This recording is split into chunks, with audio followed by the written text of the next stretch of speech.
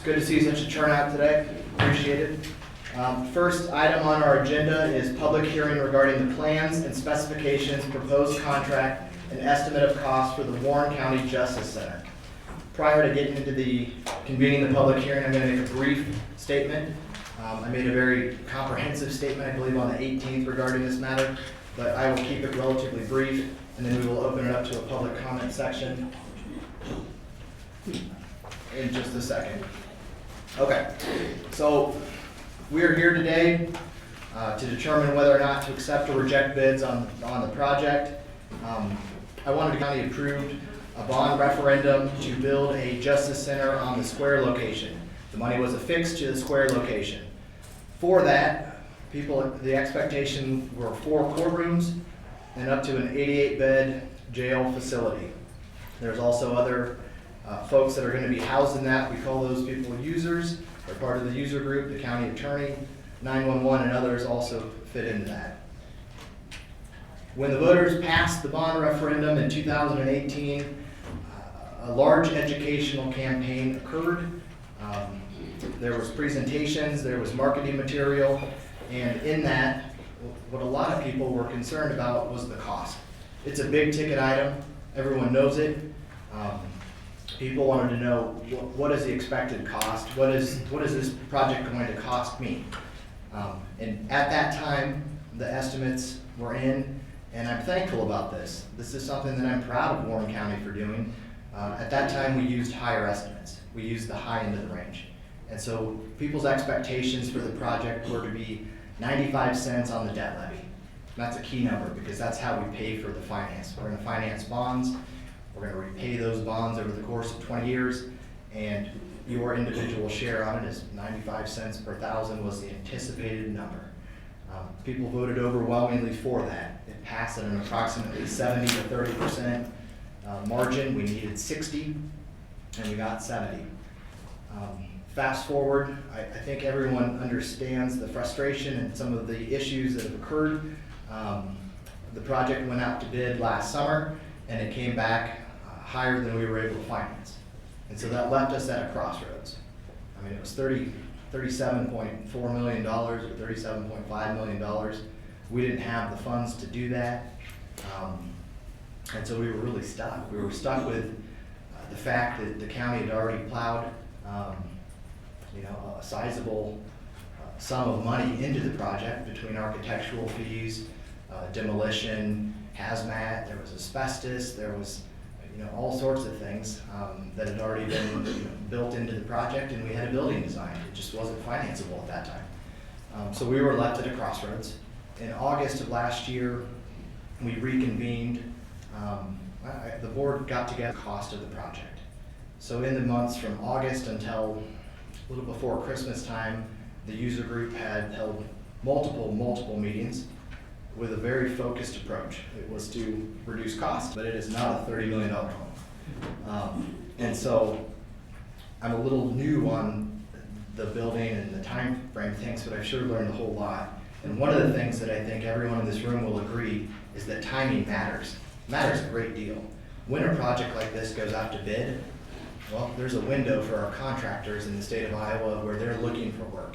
And that window is really in January and February as they're filling up their buckets for what sort of work they're going to do the next year. By the time the summer rolls around, they usually have their projects, the bigger contractors, they have their projects pre-identified. They know what they're going to work on and where they're going to be, and so they're not actively looking. And to build a government project with open bids and low bid wins, part of the key to success in that is to get as many bidders as possible to the table and to get them interested in your project. Because if you've got one bidder, and that one bidder does roofing as an example, and they look across the room and see there's no other roofing companies in the room, are they going to bid low or high? Well, they're capitalists, they're going to bid high. If they look, and we had tremendous enthusiasm and more bidders than we did the prior time. And so now we were able to, on actual bid date, look at multiple bidders for those individual bid packages. I think we broke it up into 10. And having multiple bidders, I think you've seen it. It was reflected in the reduction. So cost came down. Timing mattered, cost came down. We're here today to decide what we do going forward. And I think that over the last year and a half, and arguably for the last couple of years in the county, we've identified that this isn't a want, this is a necessity. We're required by the statute to provide jail facilities, and we're required by the statute to provide court facilities, that our county attorney needs a place to be. And frankly, the courts wanted changes to this a long time ago. And so I think that they'll be pleased as well. With that, I will tell you, our board met last week to look at what we call bid alternatives, because what I wanted to make sure is that we had a project that was going to be financeable. If it wasn't financeable, then we would be in the exact same situation that we would have been in last summer, and that's really a non-starter. So we came up with some bid alternatives to make sure that we had a base bid package that would work to start, and then we could look at some alternatives, and if we had funds sufficient to do so, and it was prudent, then we would do so. The board got together, convened last week, and we went through the bid alternatives. I think we were unanimous in some selections there. We ultimately chose 3.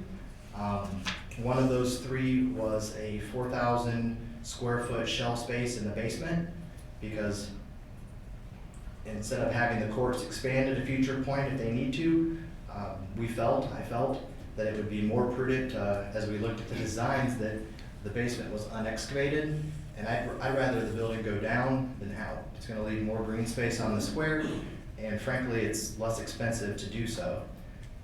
That bid alternative came back in, I think it was about $149,000 to pick up that shell space.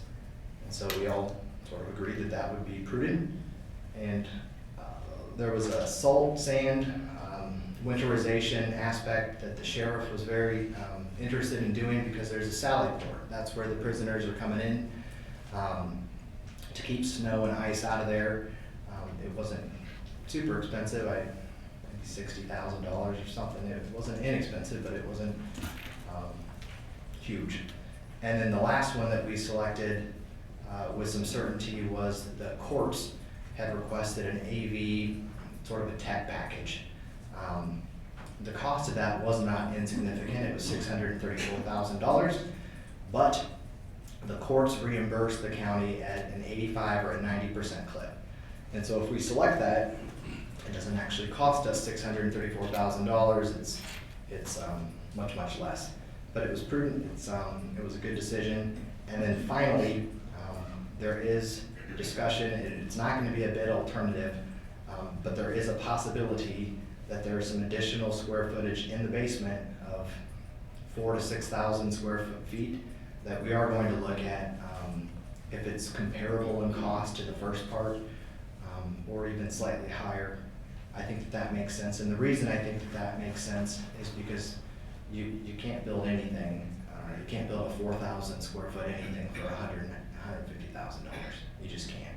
But what you also can't do is you can't, after the building is built, you can't go back and excavate under the building and reclaim space. And so if it's in that range of $200,000 or $300,000 to pull additional square footage for a future, and this is 20 years down the road future, or whenever, I think that would be money well spent, and so we are going to explore that option. With those changes, it added a net impact. Without the last one, it added a net impact of maybe $350,000 to the cost from bid date. That's really what we're looking at today. Here's the thing that I will not take any credit for this, because I didn't do it. But some of the other considerations that I had in my head as we move forward with this process are really 2 other biggies, and they're huge. They're interest rates. Interest rates have come down, and come down substantially. So for anyone in the room, and by a show of hands, has anyone ever had a mortgage in the room? Okay. If you had to do a mortgage again, do you prefer to finance your mortgage at 4%, 6% or 2%. It's as simple as that. When you're financing the Justice Center project and you're spending north of $30 million on it over 20 years, you want low interest rates. Interest rates have come down. I didn't do that. I don't control them. And frankly, in the last couple of days, anyone who's turned on the news has probably seen that there's some real world concerns out there. As people are concerned, there's usually a flight to safety. The stock market kind of gets walloped, and people decide that they might be comfortable taking less money in a government security because they don't want to take the risk and lose money in the stock market. And so I don't know this, but I suspect that the estimate our financial advisor and fiduciary gave us of this project as presented today, that might be high. That estimate came back at 86 cents on the debt levy. So the voters of this county approved 95 cents for the square location, 4 courtrooms, county attorney, sheriff, jail, 88 beds, dispatch, 911, with the anticipated cost of 95-cent impact. Right now, we're estimated at 86 cents. I don't know this, but my suspicion is if we go forward and lock in rates, it might be even lower than that. That's where we're at. So with that, I will take a motion to convene a public hearing. I will also point out that in the room, we do have our county attorney, we do have our sheriff, you see 911 back there and EMS, so I'll address some questions or most of the questions, but if there's something technical that you want to ask one of the individual users, perhaps it's a concern of someone in the room. Sheriff, are we happy with the way the jail's set up? Or county attorney, what do you think about your space requirements? Are they being met now and into the future? You can direct those to those people as well. So I don't want to speak for other people, but you can ask them too. They're here. It's a solution, but it's a very good solution. We have resolved the problem. I've been involved with this particular project for 5-6 years now. We've resolved the problem of filling the square and putting the courthouse and jail on the same property. The 2 problems that we still have is the potential of expansion and keeping the green space. You had talked about selling the property to the west of the jailhouse, courthouse. You might want to consider that because that makes an excellent expansion space that would resolve both of those problems.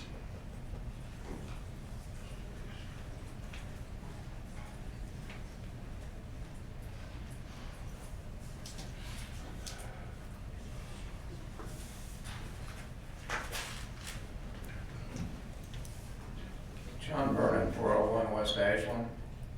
I know this project obviously has been studied for a very, very long period of time. I think it's time to move ahead, and it looks like the proposal, as you set it up, looks quite good, I think. And then for the dollar amount, seems very cost effective. I'd like to see the approval of this for this addition, the new courthouse.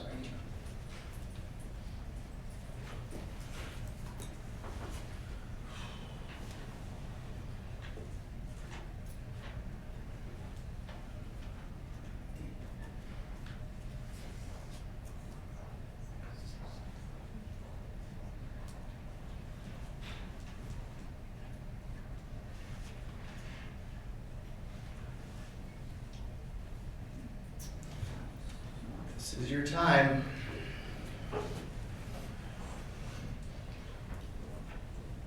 Okay. I would move we go back to a regular session. Second. McIntyre. Aye. Schultz. Aye. DeCook. Aye.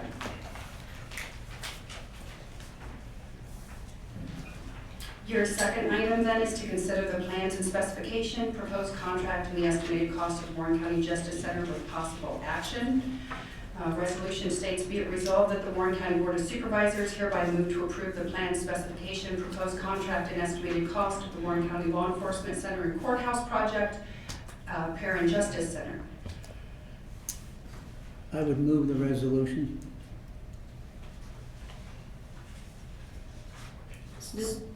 Does this include the, The bid alternates? no, not the bid alternatives, but the extra money needed to make the entire price?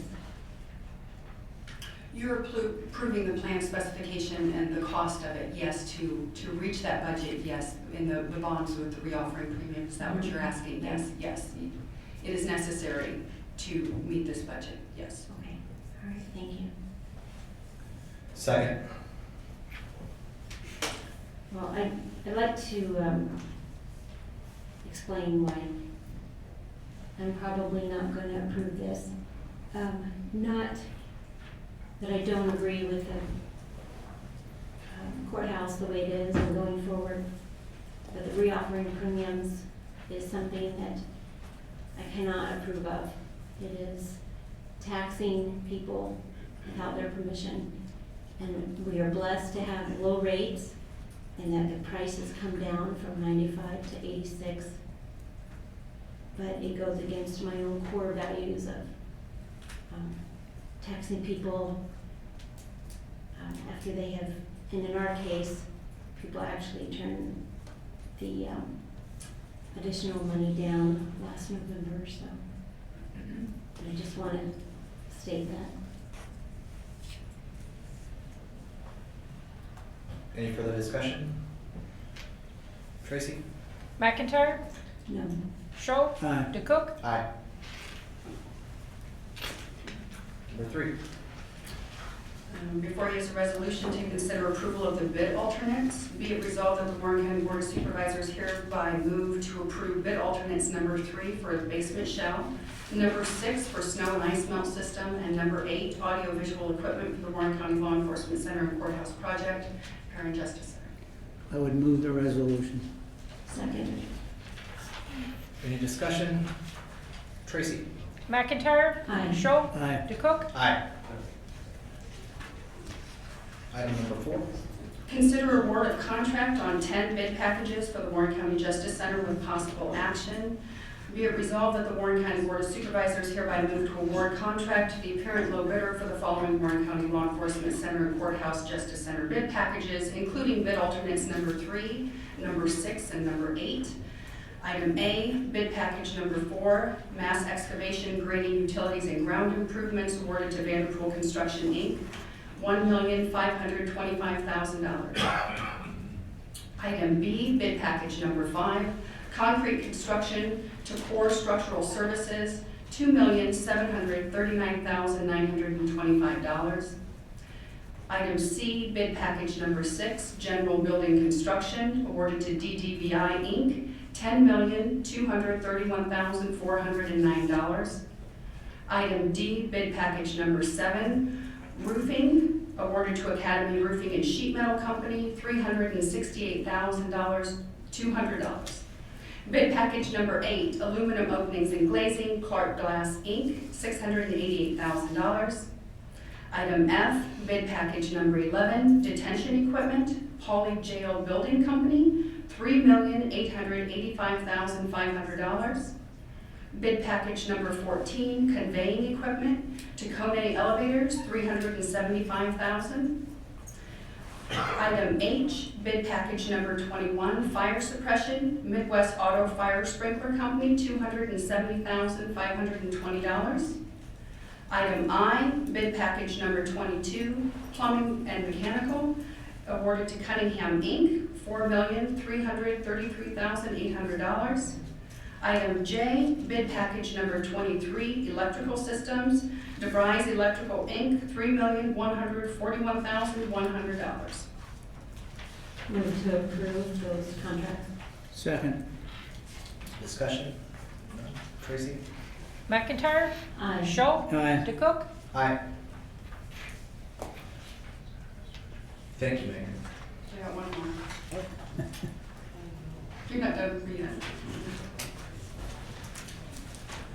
Item number 5 is consider award of contract for special inspection and material testing. This is for the Justice Center. This was not part of the bid package, This was a separate request for quote for these services.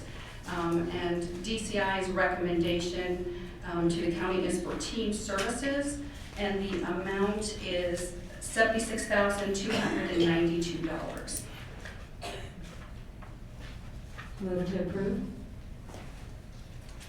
Second. Tracy? McIntyre. Aye. Schultz. Aye. DeCook. Aye. Now, thank you, Megan. Appreciate it.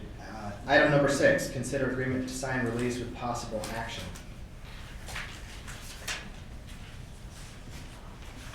Good morning. As the board is aware, in mid-October of 2019, the county attorney's office was put on notice of a concern about oral and written statements made by one of your members concerning our interaction with Shive Hattery, our architect in the Justice Center project. As a result of being put on notice by Shive Hattery, we engaged with outside counsel.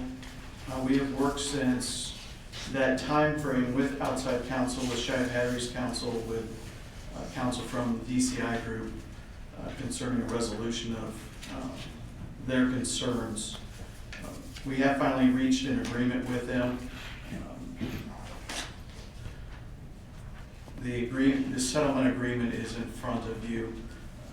I would ask for approval of that agreement. I think it satisfies all the parties involved in this matter.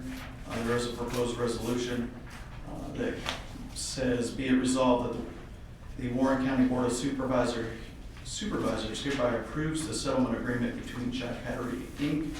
and DCI Group in the Warren County and Warren County Board of Supervisors jointly, in parens, the county entities, close parens, and Crystal McIntyre individually. I would ask that the board approve that settlement agreement. I would move the resolution. Second. Discussion? Tracy? McIntyre. Aye. Schultz. Aye. DeCook. Aye. Number 7? The second part of the agreement, which is an exhibit contained in the settlement agreement which you just approved, is a statement to be read by the board. The resolution states, be it resolved that the Warren County Board of Supervisors hereby approves the public statement regarding the settlement agreement between Shive Hattery Inc. and DCI Group and the Warren County and Warren County Board of Supervisors jointly the Warren County entities, close parens, and Crystal McIntyre individually. I would ask that you approve the public statement and that this public statement be read this morning at this meeting. I would move the public statement. Second. Tracy? McIntyre. No. Schultz. Aye. DeCook. Aye. I got it. All right, action item number 8, statement by the board chairman. Warren County is issuing a statement to make clear to the public that it does not and has never approved of factually inaccurate and inappropriate remarks made by Crystal McIntyre about the work performed by Shive Hattery, its employee Michael Lewis, and the DCI group on the County Justice Center project at various times in 2019. This includes Mrs. McIntyre's comments on these topics made at the October 15, 2019 Board of Supervisors meeting and previously appearing on Mrs. McIntyre's personal social media accounts. Warren County had no advance notice of Mrs. McIntyre's intent to make her remarks about Shive Hattery, Mr. Lewis, or the DCI group on October 15, 2019. Mrs. McIntyre's views embodied in her statements do not represent or reflect Warren County's views or position with respect to the Justice Center project, Shive Hattery, Mr. Lewis, or the DCI group. Instead, from the county's perspective, Shive Hattery and DCI have worked diligently on the Justice Center project. Comments by Mrs. McIntyre that Shive Hattery, its employee Mr. Lewis, and or DCI were not diligent did not fulfill their obligations, and/or did not share relevant data regarding estimated project costs and scope with Warren County are entirely rejected by and cannot be attributed to the county. Likewise, comments by Mrs. McIntyre that Shive Hattery and/or DCI were somehow untrustworthy or deceptive in their communications to the county are entirely rejected by and cannot be attributed to the county. Furthermore, Warren County does not have any information whatsoever regarding Mrs. McIntyre's comments regarding Shive Hattery and Mr. Lewis's work for other counties. As Warren County has previously notified Mrs. McIntyre and the public on August 20, 2019, Mrs. McIntyre does not speak for the board or the county in regard to the aforementioned comments, and Warren County views her comments as insensitive and inappropriate, which is regrettable. The board hopes to continue the professional relationship it has enjoyed with everyone working on the project for Shive Hattery and the DCI group. That sentiment remains true today.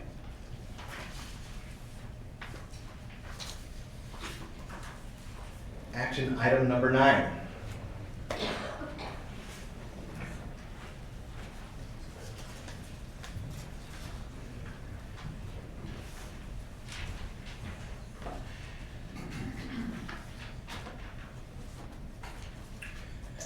This is to consider award of contract for 80th Avenue paving in Norwalk and Kirkwood Street, which is located just outside of Wick. So just to go into a little detail on this, this is one contract with those two projects involved, so they are lumped under the same contract. So to split them back out again, the 80th Avenue project cost estimate we had was $1.3 million with approximately a $50,000 match by Norwalk. And then the second project as part of this contract is the Kirkwood Street paving. That gets a little more complicated as we did provide some bid alternates, but we have an estimated range of $600,000 to $700,000 on that one. So the grand total is an estimated cost of $1.9 to $2 million for this contract. And what we found was that was in line with the bids we did receive. So there are a total of 4 bidders on this project. The first one did not submit a bid bond, so was not considered. The third one, Absolute Concrete Construction Incorporated, their total bid amount is $2,290,462.21. Second, Iowa Civil Contracting Incorporated, $2,020,659.91. And then the apparent low bidder on this contract is Elder Corporation at $1,852,000. So we recommend the award of this contract to Elder Corporation. I would move that we issue the contract to Elder Corporation. Second. Discussion? I do have a question for you, David. Yes, sir. In light of you being here today and speeding up the process, when do you anticipate notices will go out to homeowners? Within probably 2 to 3 weeks. It's just going to depend on the signature phase of the contracts and how long that takes. So we go through an online system now, so as soon as we have it all executed, everything's in place, then we will start sending out notification to hold an open house with homeowners. And is it still your intention that the 80th Avenue project starts shortly after school lets out? Yeah, with this package, we had every intention to avoid the school year, so we might dip into it in the spring or fall a little bit, but we did structure this package to avoid as much of this school year as we could. Thank you. Thank you. Tracy? McIntyre. Aye. Scholl. Aye. DeCook. Aye. I would move that we adjourn. So moved. Second. McIntyre. Aye. Scholl. Aye. DeCook. Aye.